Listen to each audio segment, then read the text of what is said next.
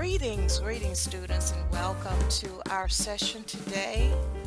We're going to go ahead and get started. I am excited to be before you today to talk about contracts, forms, and addendas, hot topics. Just something that I believe that you need to cover today, and we're going to cover a deeper dive into paragraph 5. How about that? A deeper dive into paragraph 5 of the 1 to 4 family contract. So, with that being said, let's get started. I am Carol Holmes, and I'm your workshop instructor today. Just want to share just a couple of little small things about me, just to introduce myself. I've been in the business for about 7 years in real estate sales, and I've been an adjunct professor for 2.5 years at the Dallas College, the North Lake campus.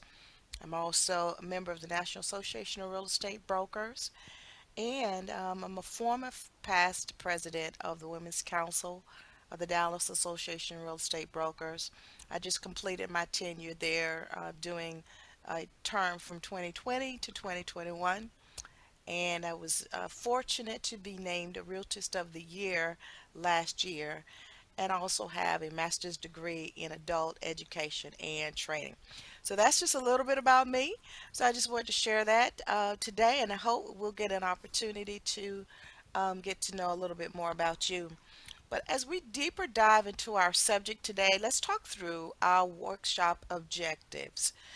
In our time together today, we're going to identify the Texas Real Estate Commission, which you also know as TREC, contract changes that have been implemented into paragraph 5. Some significant things that was done last year that I wanted to talk to you about. Likewise, we're going to talk about the do's and the don'ts regarding those changes. All right. So let's take a deeper dive and a deeper look at paragraph 5 of the 1 to 4 family contract, because that's the one we're talking about. That's the most commonly used residential contract that we have. And so we really have to, as licensees, be strong and knowledgeable in the use and implementation of that contract. So let's dive in and talk about what is going on with paragraph 5.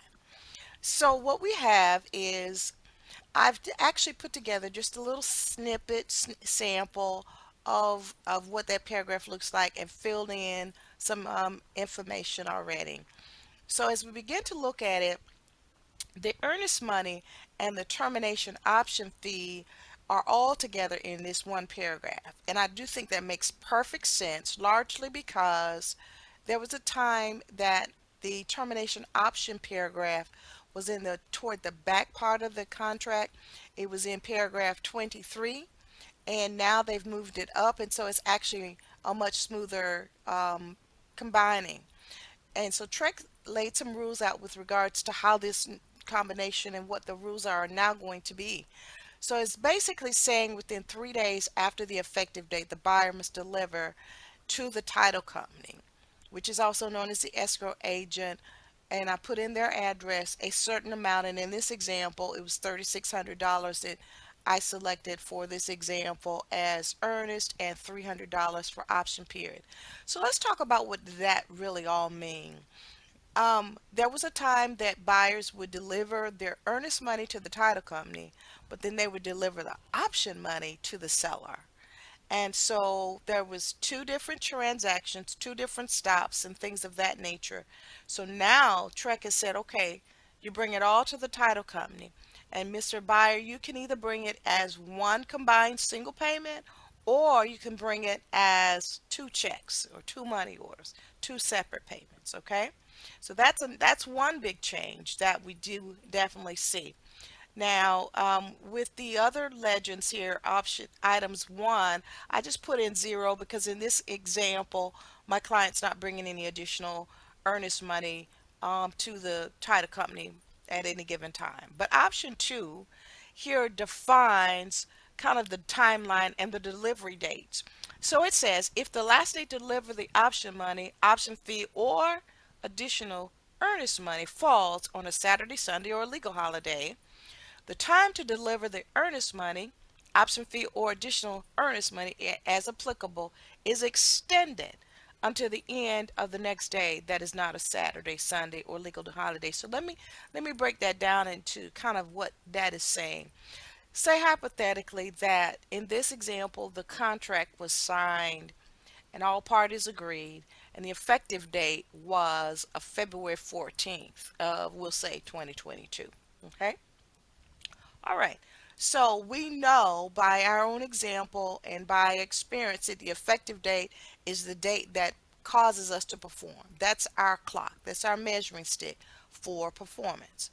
So we know that, right? So what we have to do is, if the effective date is February the 14th, then February 15th is going to be day one, right?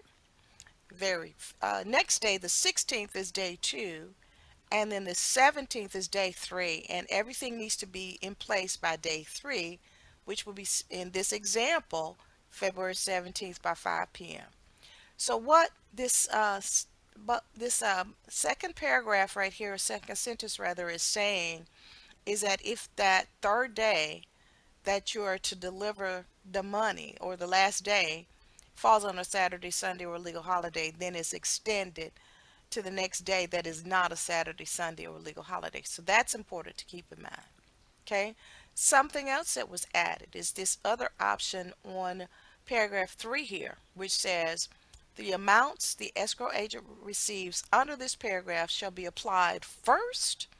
Okay, and that's the key. First to the option fee, then to the earnest money, and then to the additional earnest money. So they gave them an order of how they wanted the money to be applied. And that's also a new change. Because again, as I said before, buyers were delivering option money to the seller. Then buyers will also take an earnest money and additional earnest money, if applicable, to the title company. So everything now goes to the title company, which I think is a really smart change. And then the other thing here that it says under sentence 4, buyer authorizes escrow agent to release and deliver the option fee to seller at any time without further notice to or consent from buyer. And so that's also important, because what we see is that the title company has the flexibility to actually perform. And as long as the buyer does not terminate and go all the way through the transaction, then the option fee will be credited to the sales price, as it says here. Now, in this example, we chose 7 days. There's a number of days that you can choose, but for this example, we chose 7 days. So what's happening in the 7 days is basically we're saying by the end of the seventh day, this buyer has to have made a decision whether they're going to terminate this transaction or if they're going to go forward with it.